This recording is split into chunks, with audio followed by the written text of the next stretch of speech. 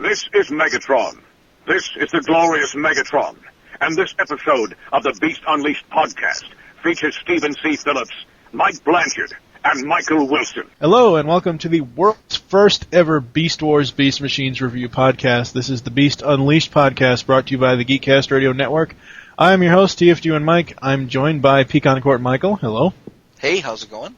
And Steve Megatron. Yo, yo, yo. We are going to be giving you, the listeners, the insight to the newest Transformers cartoon review podcast from the Geekcast Radio Network.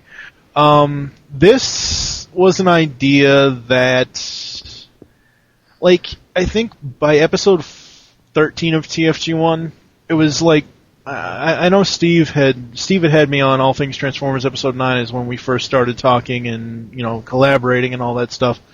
And he asked me what was after TFG1, and I said, honestly, I don't know. I said, if I ever get any of the Beast cartoons, maybe a Beast Machines podcast, and lo and behold, 1 year later, here we are. Actually, it's very funny. This will actually be released December 12th, 2009, the 1 year anniversary of the TFG1 podcast started. Go figure. Considering the show was originally planned to be started back in June of 2009. So, how are you guys? What's been going on with you, Steve?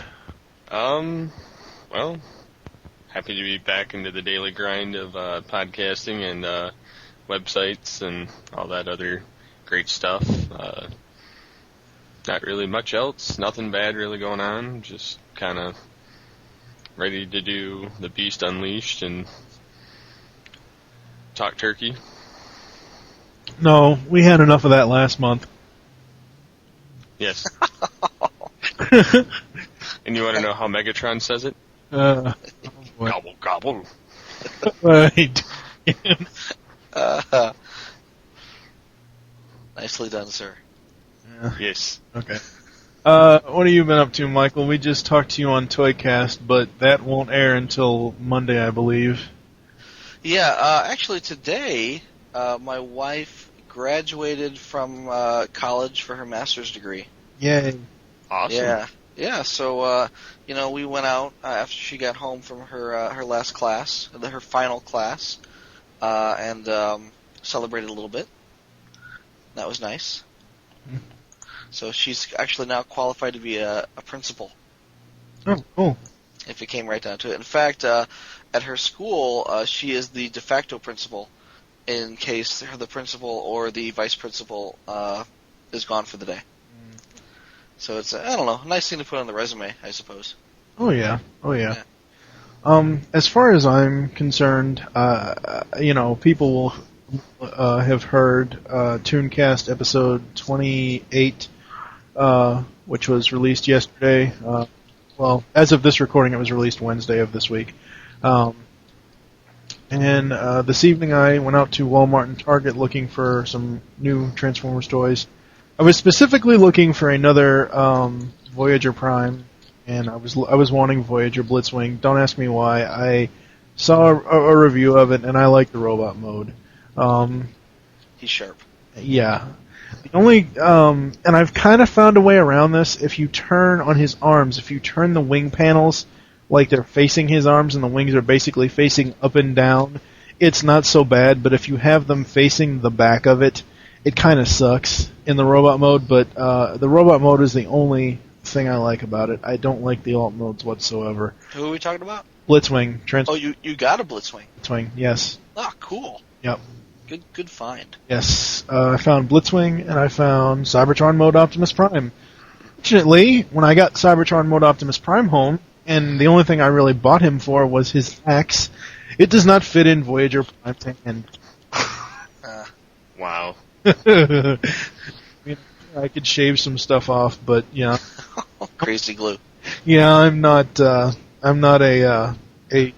toy Kid basher. Yeah. Yeah, no.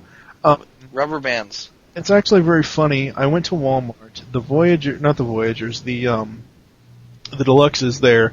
They restocked everything. That they had at least 6 of each of Electrostatic Soundwave and Freeway Jazz. Unfortunately, I don't like either of those. But whatever. Unfortunately, I went to Target immediately after I went to Walmart. And, Walmart had the deluxes for $11.88. Target had them for $8.44. Wow. So yeah. But anyway, I'm kind of happy about it. Hey, excuse me, I gotta go to Target. No, you don't. You've already stolen Target toys. Thank you very much. That's why I gotta go. I gotta steal some more. No. Just gotta catch them all. Wow, that was a bad pun. That was. Bad pun. That was Armada. Oh, okay. Armada, the Pokemon of the Transformers. Yes, really. Actually, it's unfortunate. I'm actually kind of pissed at the Blitzwing toy right now because when I got him out of the box, didn't realize after I unscrewed all the wires that I thought needed to be unscrewed, there's actually a wire inside of the damn toy. I literally almost ripped my fingernail completely toy out of the package. I laugh at your pain. Shut the fuck up. Point and laugh. So I eventually got it all. I actually had to transform him into robot mode to get the wire off of his damn body. Nice. I have no idea why. And when I tried transforming Cybertron Mode Optimus, he, like my Blur, when I first got Blur, Cybertron Mode Optimus is now a paraplegic. Has no... Save it for Toycast. Yes, I know. So yes, the Beast Unleashed podcast, we've got, we will have 30 episodes covering both Beast Machines, or both Beast Wars and Beast Machines. We already have one voice actor interview. That is the interview of David Kaye that Steve and I had already done previously to this recording, which will be featured on the feed and the website the same day this goes up. Excuse me. Unless I feel like being mean and making them wait till Saturday. No, that's the point. Both of them are going up Saturday. No, this one goes up Friday. No, this one goes up Saturday because that's the 1 year anniversary since the whole plan, man. It won't be a year later. The plan, Stan. Yes, a year later. Anyway, I was gonna go in a Toshi station and pick up some power converters. Shut up, Luke Skyfucker. Is it whitey bitch Luke is what that would be. Yes, exactly. The plan for this show is the listeners are going to get an episode every other week. At this point, we have not. What? Go ahead. What? Sorry. No. Sure. I didn't say anything. No, I wasn't saying. Shut up. At this point, we have not determined what day the episodes will be released. It just depends on when we can actually record them the week before. So. It's that day that ends in Y. It would be all of them, so technically we could do one a day and have the show done by, say, March. If we could keep them short enough, that would be kind of cool. No, we're not doing that, no. That'd be exhausting. Too much production work. Yeah. Production work? What the fuck are you talking about? I do all the production, you only do the artwork. Yeah, but I have to put them online. Genius. You always say, oh, it's not a bother to put them online, it's nothing. Well, I gotta do the RSS feed, and then I gotta put them on the freaking, information to put in the RSS feed, man. Yeah, I know you type it. Yeah, exactly. That's because I'm lazy. All you have to do is copy and paste it. It still takes work. This is like before we get anything done here, before we even begin, let's get all of the behind-the-scenes action out of the way, and first, we're going to talk about the production operations that go into building the Beast Unleashed. Yeah, well, we've covered that. Yes, thank you. All right, well, we are to get into. Actually, it's funny. Steve, in the episode 0, instead of just going on and on like we are now, why don't we actually review something? Seeing as how episode 1 will not be until January 2010, and I said, why don't we start with the theft of the Golden Disc? So you will hear our discussion on that next.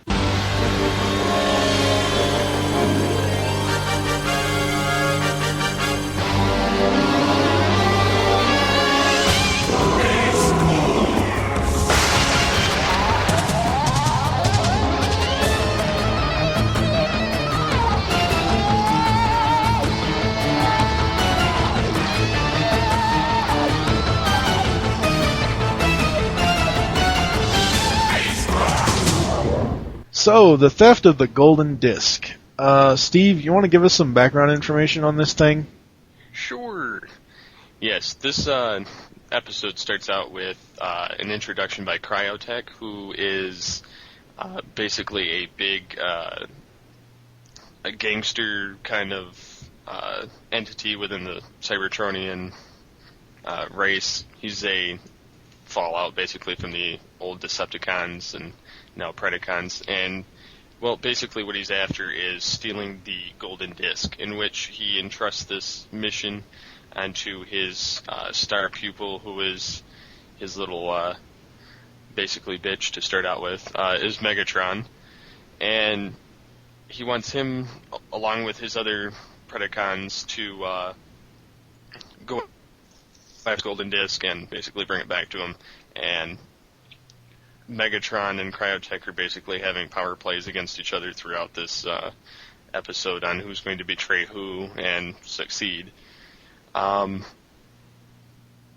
basically it goes off to the part with Megatron and his group going to the power plant. Part of them are attacking the few Maximals. There's a couple Predacons on Cryotech's side who are basically in it to set up Megatron to fail. Of course, Megatron's group quickly disposes of them, and furthermore frames them, and Megatron basically ends up with the golden disc, and a Cryotech ends up arrested by the end of it, screaming Megatron's name. And yeah, so this is basically the very first direct episode of the Beast Wars, even though it's not physically in the show, and it is for the BotCon 2006 year. Mm-hmm. Actually, I think it's BotCon 2007, my fault. I think it was 06. Oh. Dawn of Futures Past. Yeah. Well, this is original air date is July 1st at BotCon 2007. That's odd. No, it was 2006. It was basically the pre-Beast War bodies of the crew of the Axelon. And Dinobot. So you had that was for the Dawn of Futures Past, which was the 2006 BotCon. This physical video came out a year later, I believe, but they didn't have. It was kind of rushed, so they didn't have time to actually sync it up with the designs from the Dawn of Futures Past comic book. Well, I mean, it looks pretty close. I mean, the designs are the same for Dinobot. The designs are the same for Waspinator, who was released at the 2006 BotCon. Yeah, him and Megatron and Dinobot, at least. Yeah, and that Clocker mold was used for Cheetor and Tigatron. Yeah, for both of them, and they used that a whole lot for. Well, they basically said that. I know they said Tigatron was one of the MaxCom Force. Yep. Yeah, and they basically all of the security guards and the police officers or whatever in here were all in that Clocker mold, which is neat. I mean, it was cool to be able to spot, who was in which mold. Like Cryotech is clearly Energon Shock Blast. Which actually fits his character. Yeah, no, it was very cool.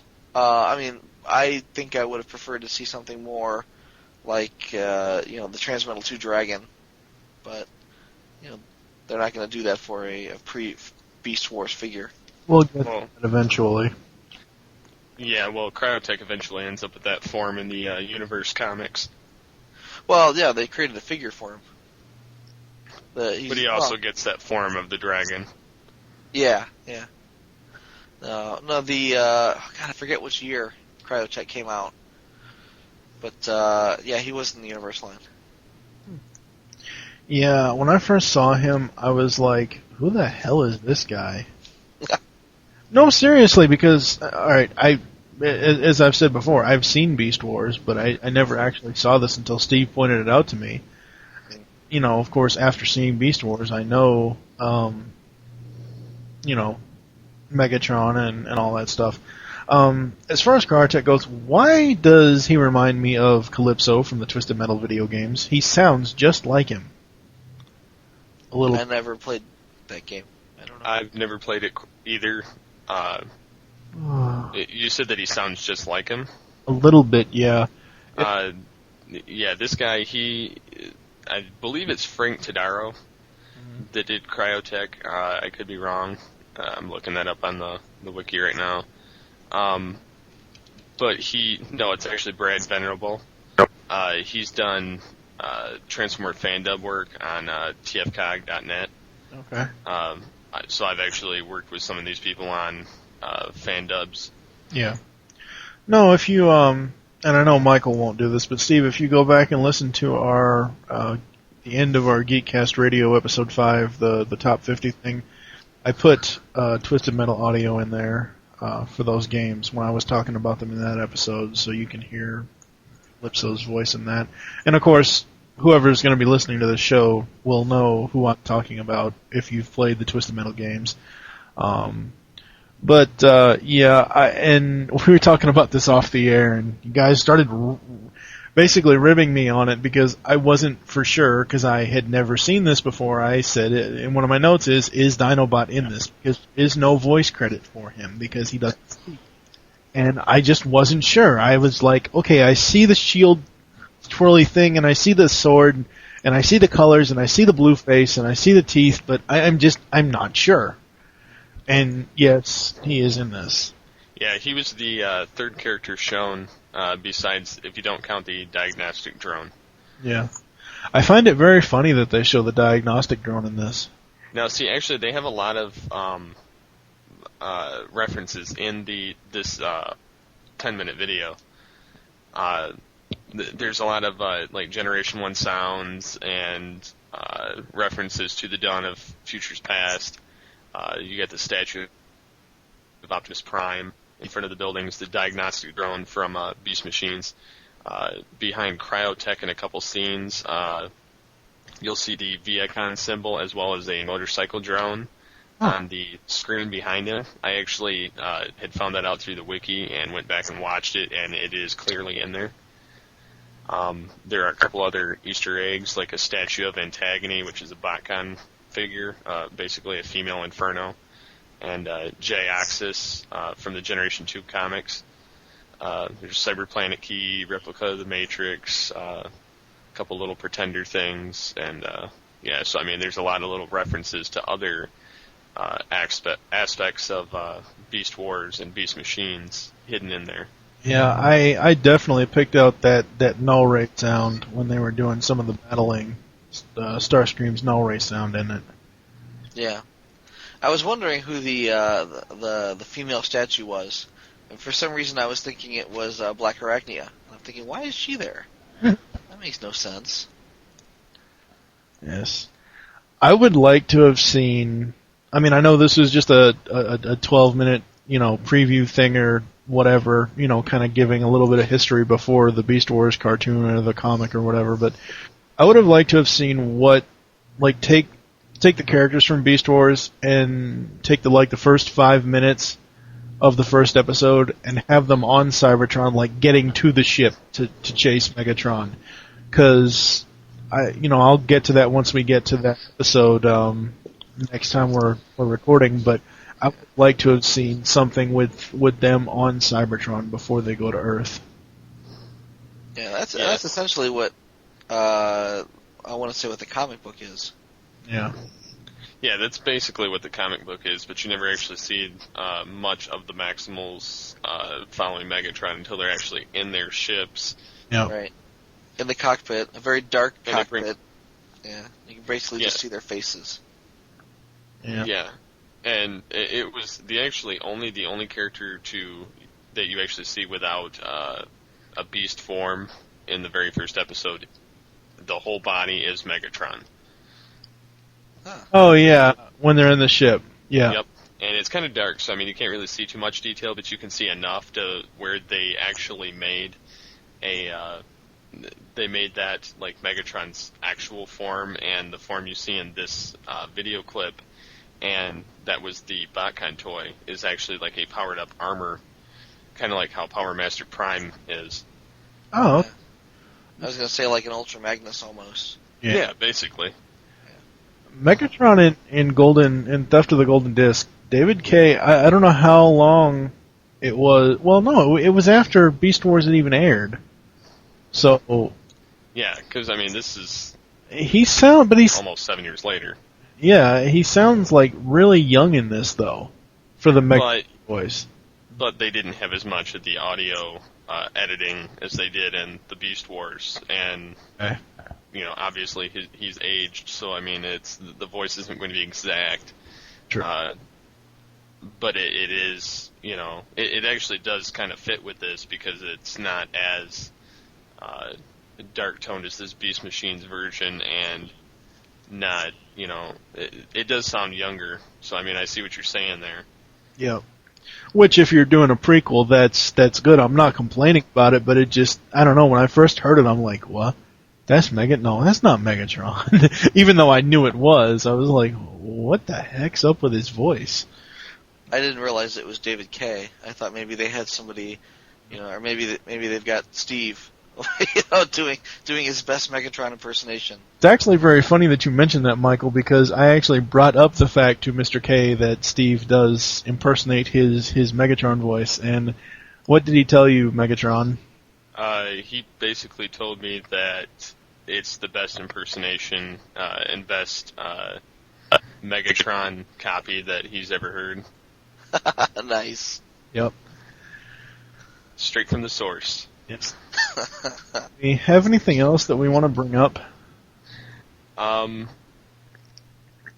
than the only errors they had in this, I mean, it's kind of crazy they have errors in a 10-minute clip that, there's a whole nother comic and then a whole series on, but Scorponok, Pterosaur, and Tarantulas have different bodies than they do in the comic following these events. But that had to do with lack of production time. So they just kind of used old models of animation to make it easier on them.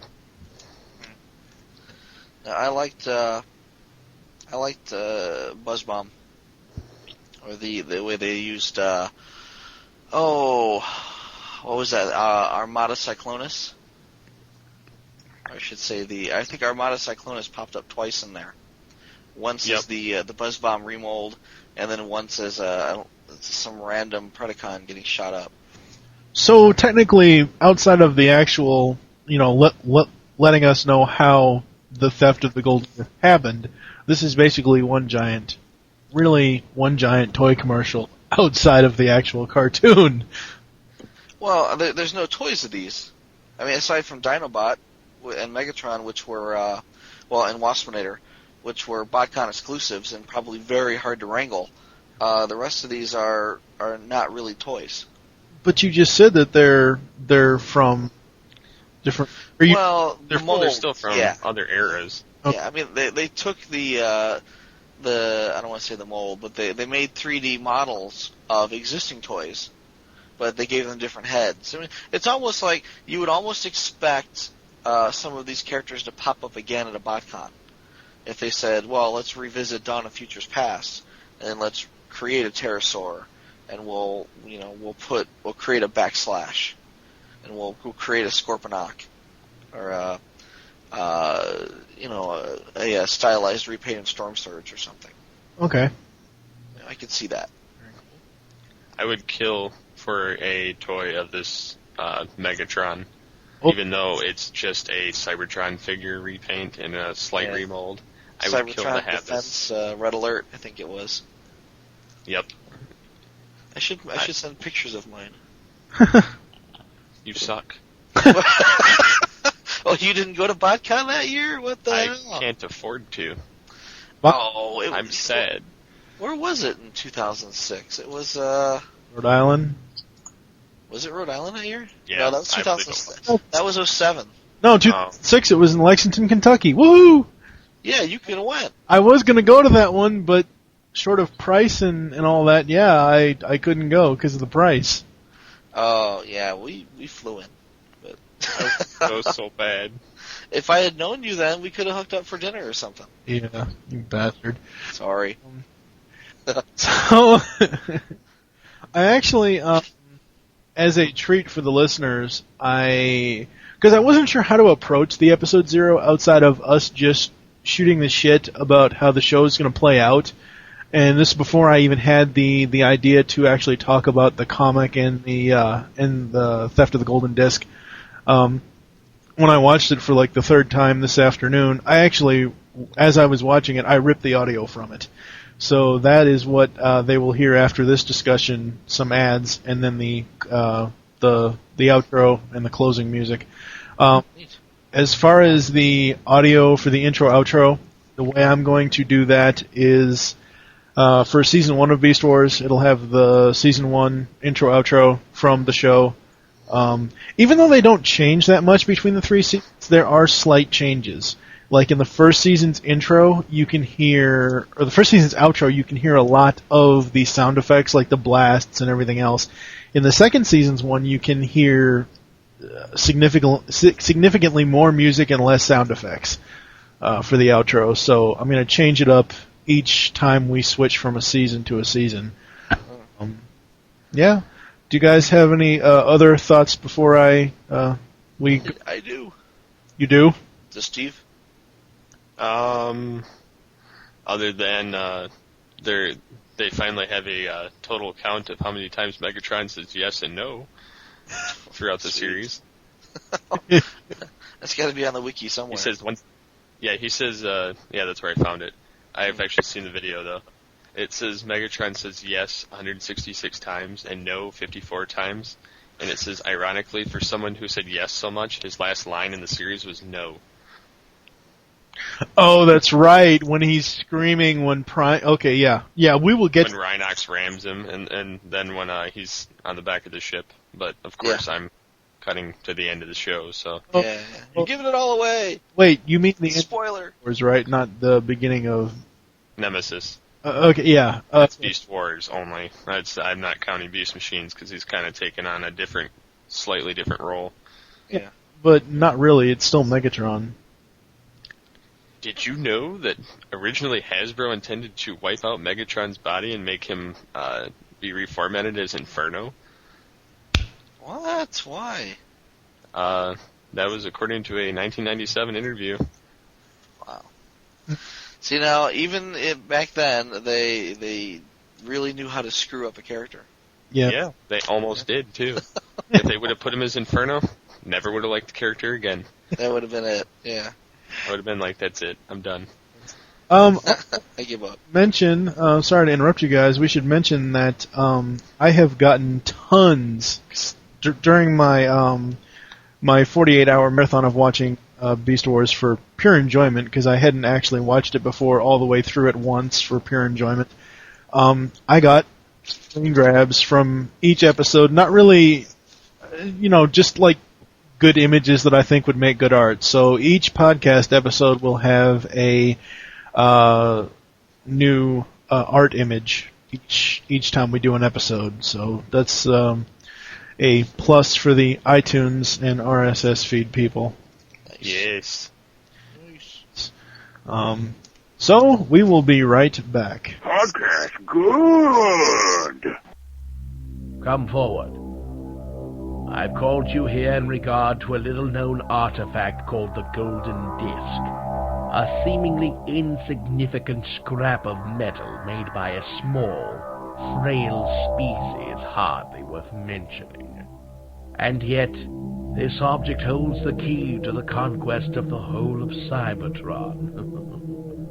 For over 300 cycles, the Golden Disc has carried the mystery of incredible power under its shimmering surface. I could tell you the tales of 1,000 Maximals and Predacons who have hunted this dark relic. Every story has the same ending: destruction.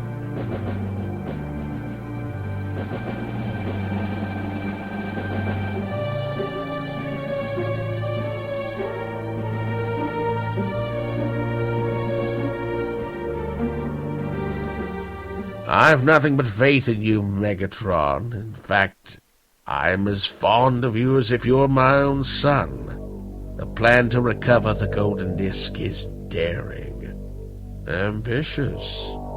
I might even say brilliant. After all, it is my idea. My agents have, let's just say, stumbled up to the ship you need. More importantly, they have identified the data archive that contains all the information the Maximals have on the disk, including its current location. Don't forget, Megatron, you may retrieve the datacon, but only I can decode it. Of course, Cryotech.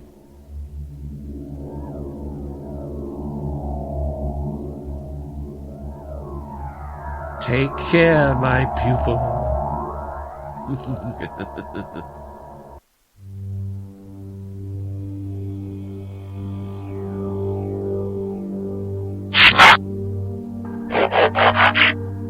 You know what to do, /.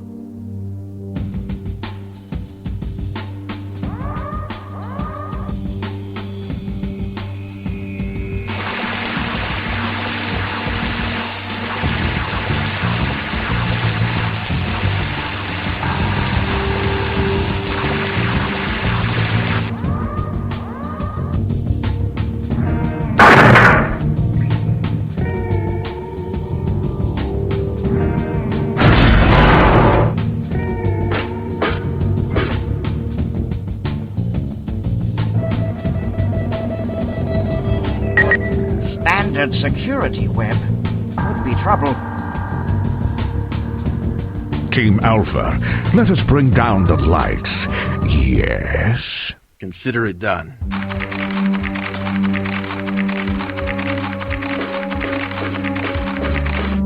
What are you...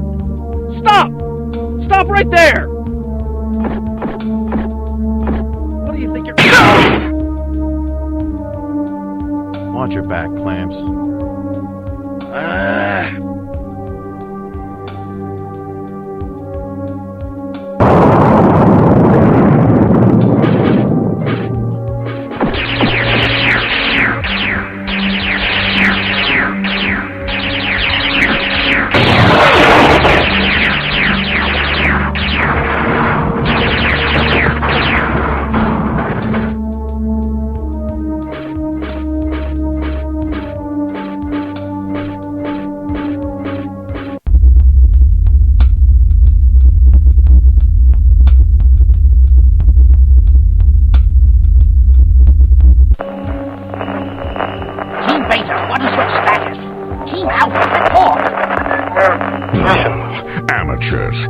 What could be stalling them?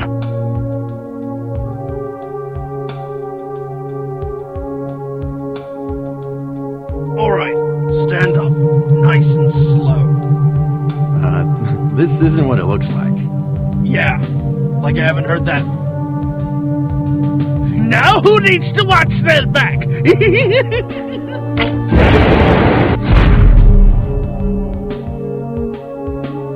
The security grid is down. Quickly, before emergency power kicks in.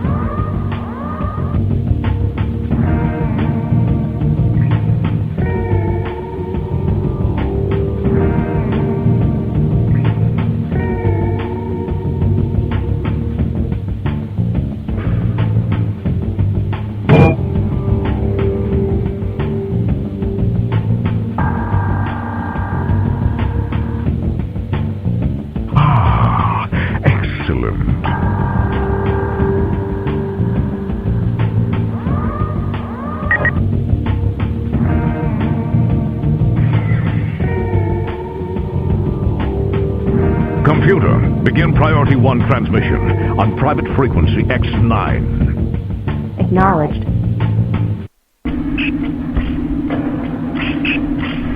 Info to transmission received. Commencing full decryption. Time to completion, 3.25 cycles.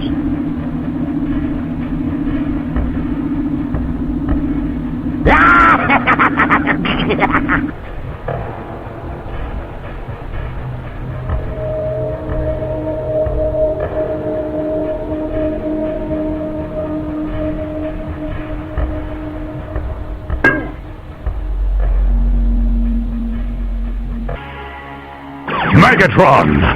Terrorize!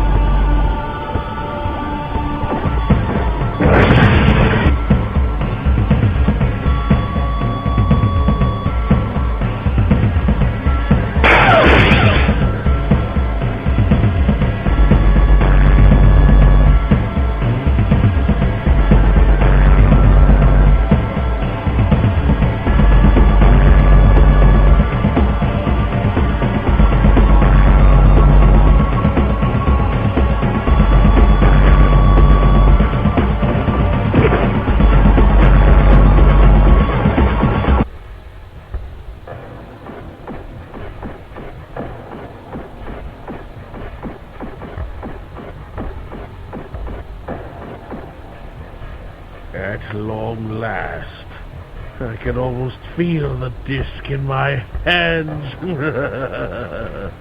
What about the Maximums? Who do you think called them? With the archive destroyed, there will be no evidence to implicate me. And Megatron? Someone had to take the fall and throw the Maximals off the trail long enough for the real crime to go down. But you said... What I said was true. I couldn't have been fonder of Megatron if he were my own son. But, well, if you lose a son, it is possible to get another. There's only one filter disc. After all, he was bound to betray me.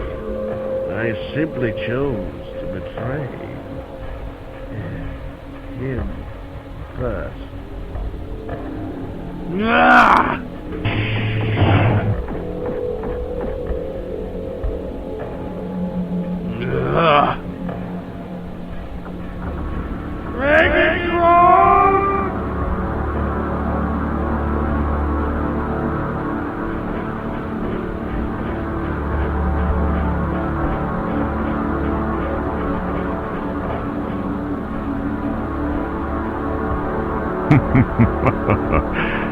Yes.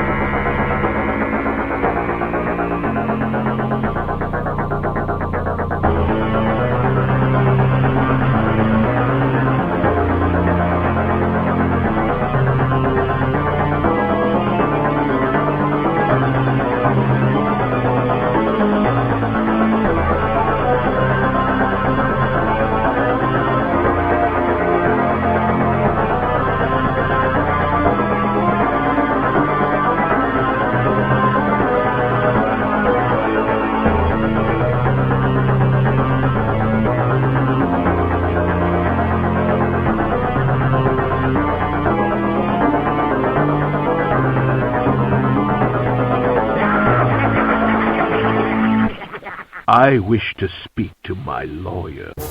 There once was a boy, an albino I'm told, who possessed the power of pen-pusher gold. He had many stories, all short and exciting, but nobody knew, and so he began writing. He sat there all summer and skillfully sought to perfectly ponder and polish each plot. The settings were set, all the characters cast, his fingers were flying and flailing so fast, and soon the young man with the snowy complexion quickly concocted the caffeine collection. He smiled, satisfied with his clever creation. Oh, the things that did pour from his imagination. Stories of pirates and future police, of devils and bullies, and a twist press release. Fantasy, mystery, both are included. Comedy, action, no genre excluded. You say to yourself, it's too good to be true, but author Steve Saylor would not lie to you.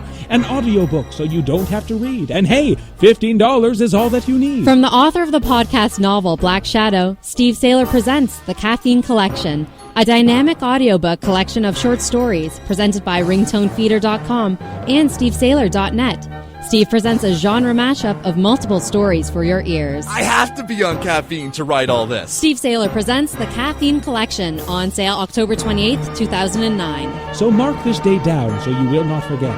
For more information, stevesaylor.net. Transformers Toycast has been transformed into just Toycast. For the past 25 episodes, we have talked about just Transformers toys. Now, starting with the 26th episode, which is currently out, we are expanding into all toy collections. You can find us on iTunes and the web at www.geekcastradio.com. Transform and transcend. It's going to be a new year, a new decade, a new Transformers review podcast from the guys that brought you the TFG1 podcast and all things Transformers. Coming January 2010, The Beast Unleashed podcast. It will feature 22 action-packed episodes reviewing both Beast Wars and Beast Machines. You can find it at www.geekcastradio.com and on iTunes. It will feature the voice talents of TFG1 Mike, Steve Megatron, and Pecan Court Michael, so unleash the beast within you. The TFG1 podcast has 24 action-packed discussion episodes on the original Transformers cartoon, so if you're a fan of the 80s cartoon, we have all you need and more, as well as an interview with Stan Bush. You can find us on iTunes and the web at www.geekcastradio.com. Tune in. We are back, and apparently Mr. Wilson had some stuff he still wanted to talk about, so... I gotta get this off my chest here, because I'm just confused. And, I thought maybe you guys would shed some light on this. Basically, the plan to steal the Golden Disc was to split up into 3 teams. And the first team of, Megatron and Dinobot and Dirge was to secure the data chip. And the second team, which was Scorponok and Backslash, was to cut the power so that Team 1 could then get inside without being noticed. And Team 3, which was Waspinator, Pterosaur, and Buzzbomb, were supposed to steal transport, supposed to steal the dark side. As far as we could tell, that was their job. Yes. So each team had a Cryotech Patsy. Team 1 had Dirge. Team 2 had Backslash, and Team 3 had Buzzbomb. And in each case, they kind of got theirs, right? Leaving pretty much just the core Predacon crew of the dark side. So, and then there's Tarantulas, who basically intercepts the transmission from Megatron and cackles. Yes. But yeah, which is cool. I wasn't really sure what that was signifying, but what was the point for Team 3 to steal the dark side? I can understand if Megatron says, I'm going to steal this disc, and I got to get the hell off the planet. And I can understand if he says, I need this ship. Or, I think the way it was told later, Waspinator and Pterosaur just kind of show up with the ship and say, look what we got you. And Megatron's like, wow, this is really nice. I think that's in the comic. Yeah.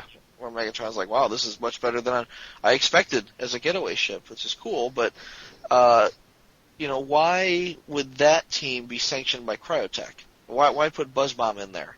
What did Cryotech think that they were stealing the ship for? Steve would have to talk about this because, honestly, I have no clue. Well, maybe I think that the idea there was for them just to go in and shoot up the Predacon base. But I don't, and maybe just a byproduct of that was, hey, the ship happens to be here. But, was that supposed to be a diversion? And if so, why attack the Predacon base? Why not attack the Maximal base? I mean, it's kind of like shooting your own guys. I think it just didn't make any sense to me. I think that was just a group sanctioned by Megatron, and I think that they just kind of... I think that maybe Pterosaur and Waspinator knew about it, and Buzzbomb probably was just sent with them, and just kind of, because he seems more like a crony anyway, more than those guys did. Right. Well, they ended up killing him, though. Yeah, Pterosaur shot him in the back and left him to die, But yeah, they used that as their getaway vehicle. I think Megatron initially, when he was being told of the Golden Disc, already had his plan set up to backstab Cryotech, just like Cryotech had a plan at the same time to backstab Megatron, only Megatron beat him to it. And Tarantulas' sole purpose was to decode the data chip to find the location of the Golden Disc so Megatron could steal it. Instead of having to go back to Cryotech, which is what Cryotech wanted. Right. And instead, Cryotech got the homing signal. Yes, because Megatron is freaking awesome for that. He's freaking awesome. It's very funny. I know a lot of people, sometimes some people don't like to watch through credits, but when I was because I wanted, I love the outro music to this. It's almost like the classic G1 theme, but it's like in a slightly different musical tone. But at the very end of it, Cryotech's like, I want my lawyer. I want to talk to my lawyer. It says, I wish to speak to my lawyer. It's right after the closing credits. Yeah, that was the memorable clip for the thing. Yeah. But, it says that the full version of the theft was put up on YouTube and embedded on the official Transformer Collectors Club. Wow, that's a mouthful. In January of 2008. And then it says the YouTube version also contains an extra scene not in the BotCon reel, and it was the shot of the dark side in the hangar with Pterosaur, Waspinator, and Buzzbomb when they took it over. It says the ship was never actually appeared in the original version. Yeah, I think Buzzbomb was dead by then. It was just Waspinator and Pterosaur. Yeah, because taking the ship. Yeah, they're awesome like that. But I definitely did like the ending credits that they used, like the remix of the original G1 music. Yeah, that was pretty awesome. So I guess now do we have any more other thoughts that we want to discuss before I close this out? No, I think that's it. I think we're good. Well, yeah, I had one question. I wasn't sure if there actually was a Cyberjet of Dirge, and I don't think there was. I think that might have been even a Beast Wars 2 release. Oh, yeah, that's what it was. Yeah, in Beast Wars 2, there was a... Yeah, okay, you're right. Yeah, because I'm actually looking at the G2 page on Transformer Land right now, and no, there was Air Raid, Hooligan, Jetfire, Skyjack, Space Case, and Strafe. But no Dirge. And no, yeah, the Dirge was the Beast Wars 2 release in the Cyberjet. Okay. Yeah. Which is cool. I mean, because I think I knew I had one. I just couldn't remember where it came from. I would say you have everything, but that's incorrect. Proto Man has everything. I think Proto Man comes pretty close. He's got a lot of the I want to say whereas I have a lot of the old stuff, like complete series from 84, 85, 86, 87. I think he's got a lot of the new stuff, especially some of the really hard to find things out of Japan. Well, he's got a lot of hard to find things out of Japan, but he told me one night after a record, we actually went on video on Skype and we were showing each other different stuff like, I don't know, Mighty Mugs and whatever else, I don't know. But he said to me that he has 3 out of 6 rooms in his house are filled to the brim with Transformers.